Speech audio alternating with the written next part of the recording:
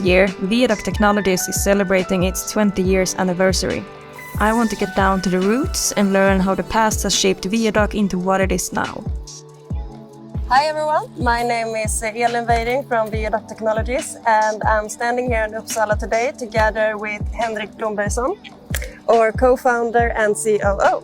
I am hoping to get some behind-the-scenes stories and learn all about the entrepreneurial journey behind Viedoc. This is Uppsala Science Park and the place where we had our first office. And why we ended up here is quite an interesting story, because I found an ad that the biggest landlord in Uppsala had a competition about free office space. The task was to submit a business plan, which we did, and we won that competition. So we got 6 months of free office space. Oh. And the office was actually on the 3rd floor, and the 2 windows you can see up there. This is where Viedoc had its very first office. Here, I am hoping to get to know Viedoc at its core. I want to know how it all started. So this was actually a co-working place. So we shared a corridor, toilets, kitchen with other new startup companies. And in one of the smaller rooms, I remember there were 2 guys sitting, one developer and one designer. Yeah. This was the very beginning of Viedoc, right? We didn't have the software yet. So we asked 3 different companies if they could come in with an offer of helping us developing the first version of Viedoc. And one of those companies were actually these 2 guys sitting up in one of the rooms. And they came in with the best offer.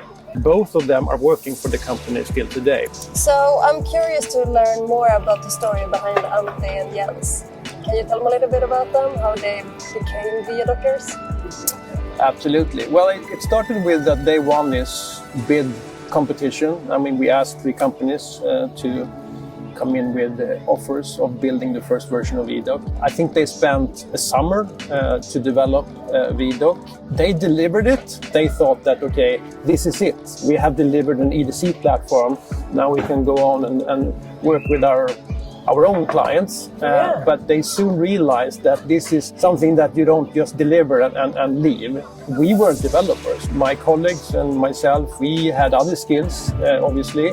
So we were quite dependent on Jens and Ante to continue support us. But eventually we convinced them to actually become employees in the company, which was really important for us. And they are kind of key employees still today.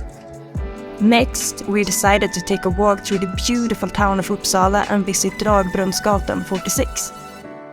So this is a pretty cool place. We're inside the Dragbrunnsgatan 46 here in Uppsala. So what is the most important thing that happened here? Well, this is the place where we actually became Viedoc. We just separated from the CRO unit and we became a software company.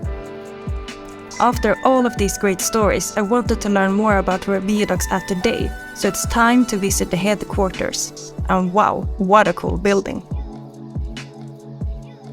So where are we right now? Well, this is home. Oh. Our current office, yeah. What are the most important things that you look forward to in the future? What will mean the most? But I think the most important thing is to continue to spread the word about Viedoc to as many users as possible out there, because we know that our system really makes life easier for researchers, data managers, basically everyone working with clinical trials. So to summarize this, what is the goal for the future? Well, I think it's to put Viedoc in as many hands as possible in this industry. Why? Because Viedoc really makes a difference. Standing here after a day with Henrik, I am filled with wonder and excitement.